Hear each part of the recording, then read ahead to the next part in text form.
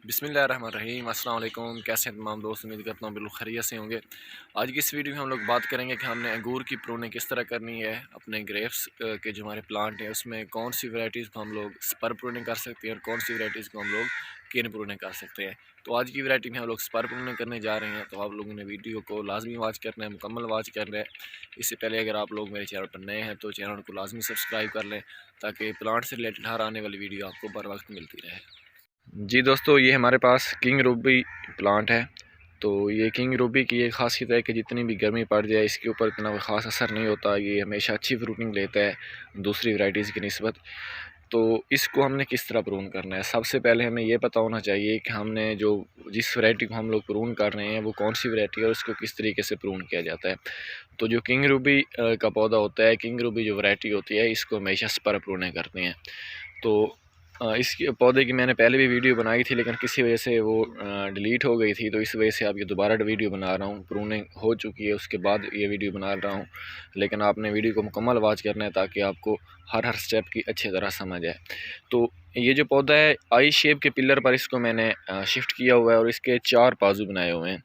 ये 2 बाजू इसके नीचे हैं और ये इसके जो 2 बाजू हैं ये ऊपर हैं। तो अभी यहाँ से स्टार्ट करते हैं। तो ऐसे पौधों को जिसकी हम लोग स्पर प्रूनिंग कर रहे होते हैं वो दूसरी बड पर भी फल ले लेते हैं। जैसे कि अब इसकी ये बड है, देखेंगे अगर एक ये बड है और ये तीसरी बड इसकी ये ऊपर है। दो दूसरे बड पर भी ये फल ले लेते हैं, तीसरे बड पर भी फल ले लेते हैं और चौथे बड पर भी फल ले लेते हैं। हो सकता है कि अगर हम लोग इसके 3 बड रखेंगे तो तीनों बड्स पर भी फ्रूटिंग ले सकते हैं। तो जिस टाइम हमने प्रून कर रहे होते हैं उस टाइम हमने सिर्फ उसी सीज़न के बारे में नहीं सोचना होता, बल्कि आने वाला जो नया सीज़न होता है उसके बारे में भी हमने अपने पौधे की 1 साल पहले से प्लानिंग करके रखनी होती है कि नेक्स्ट ईयर में हमने कौन सी शाखों के ऊपर इसकी फ्रूटिंग लेनी है। तो अब अगर मैं इसके इस बाजू को लेता हूँ, जैसे कि ये बाजू जा रहा है, तो इस शाख की जो ये फ्रेश शाख है इसके मैंने 3 बड्स रखी हैं। इस साल इसने फ्रूटिंग लेनी है। जो इसके साथ दूसरा है, इसे अगर देखेंगे तो ये पुरानी शाख थी, यहाँ पर इसने फ्रूटिंग नहीं लेनी। तो फिर भी मैंने इसके 4 बड्स नई शाख के रखे हैं, 1 2 3 और ये 4। तो इसके ऊपर भी फ्रूटिंग आनी है। अब अगर आप लोग इस शाख को देखेंगे तो ये जो शाख है ये शाख पुरानी शाख है, इसके ऊपर फ्रूटिंग नहीं आनी, बल्कि ये जो बड्स हैं इसके बड से नई शूट्स निकलेंगी। तो इससे जो शूट्स निकलेंगी वो आने वाले सीज़न में हमें फ़ायदा देंगी। आने वाले सीज़न में हम अगर इसको 3 से 4 इसकी बड्स छोड़ेंगे तो आने वाले सीज़न में इसके ऊपर फ्रूटिंग होगी। तो मीन कि ये जो हमारा नेक्स्ट आने वाला साल है उसके लिए हमने इस शाख को यहाँ से काटा है, ताकि उसकी नई ब्रांचेस निकलें और आने वाले साल में हमें दूसरी शाखें मिल जाए जहाँ से हम लोगों ने फ्रूटिंग हासिल करनी है। तो इसी तरह इसकी हमने एक शाख रखी है, इस पे एक ऊपर भी फल नहीं आएगा। तो अगर आगे जाते हैं तो ये हमारी नई शाख है, इसकी हमने 2 बार्स रखी हैं, इसके ऊपर फ्रूटिंग आएगी।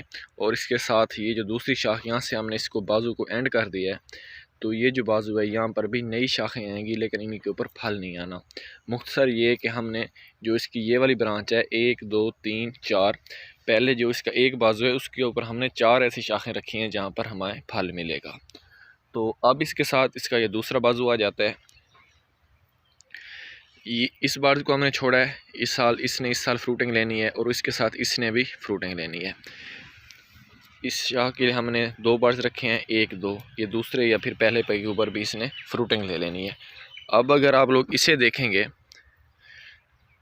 इसकी भी रखी हैं, ये पुरानी शाख, ये भी नई शाख है, इसके ऊपर भी फ्रूटिंग आएगी। लेकिन ये जो शाख है ये हमने पुरानी शाख रखी है, इसके ऊपर फ्रूटिंग नहीं आएगी इसने, लेकिन ये शाखें निकलेंगी जिससे हमें फ़ायदा होगा कि हमने अगले साल इससे फ्रूटिंग हासिल कर लेंगे।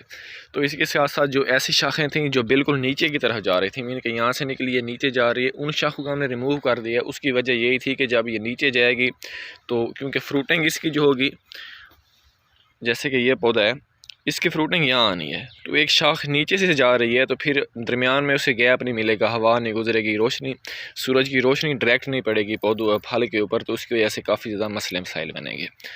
तो अब अगर आगे आ जाएँ तो इसकी जो ये शाख थी, हम नीचे शाख जा रही थी, इसको हमने रिमूव कर दिया, ऊपर वाली शाख को छोड़ दिया, 1 2 और इसके जो 3 हमने बर्ड्स रखे हैं वो रख दिए हैं। तो इसी तरह इस शाख की, इससे हमने फ्रूटिंग लेना है, इस शाख से भी हमने फ्रूटिंग लेना है, लेकिन ये जो शाख जा रही है इससे हमें फ्रूटिंग नहीं लेनी। मीन कि हमने कुछ शाखें ऐसी छोड़ी हैं जिनसे हमें बआसानी अगले साल नेक्स्ट ईयर हम लोग इन जो ऐसी शाखें हैं जिनसे हम इस साल फ्रूटिंग ले रहे हैं, इनको हम अगले साल हो सकता है यहीं से रिमूव कर दें स्टार्ट से ही। तो इसके मुतबादिल हमारे पास शाखें होनी चाहिए जिससे हमने फ्रूट लेना है, तो वो ऐसी शाखें होंगी जो इस साल फल नहीं लेंगी। तो इसके साथ हमने ये हमारा दूसरा पौधा आ रहा है, इसके साथ इस शाख को हमने यहाँ से रिमूव कर दिया। तो हमने इसके जो 2 बाजू थे वो कंप्लीट कर दिए हैं। तो अब नीचे वाले जो इसके 2 बाजू हैं उधर आपको लेकर चलता हूँ। ये इसका तीसरा बाजू है, इसे आप लोग देखें। ये इसकी पुरानी शाख छोड़ी है हमने, इसके ऊपर फ्रूटिंग नहीं होगी, लेकिन इसके 2 बर्ड्स हैं तो यहाँ से इसने बर्ड्स निकालेंगे तो नेक्स्ट ईयर हमारे पास ऑप्शन होगा कि हम इससे फ्रूट हासिल कर सकते हैं। ये हमारे पास जो बिल्कुल न्यू शाख है, फ्रेश शाख है, इसके ऊपर हमने 2 बर्ड्स छोड़े हैं। याद रहे कि हमने इसकी स्पर प्रूनिंग की है, तो इसके ऊपर हमने 2 बर्ड्स रखे हैं, ये भी फ्रूटिंग वाले हैं।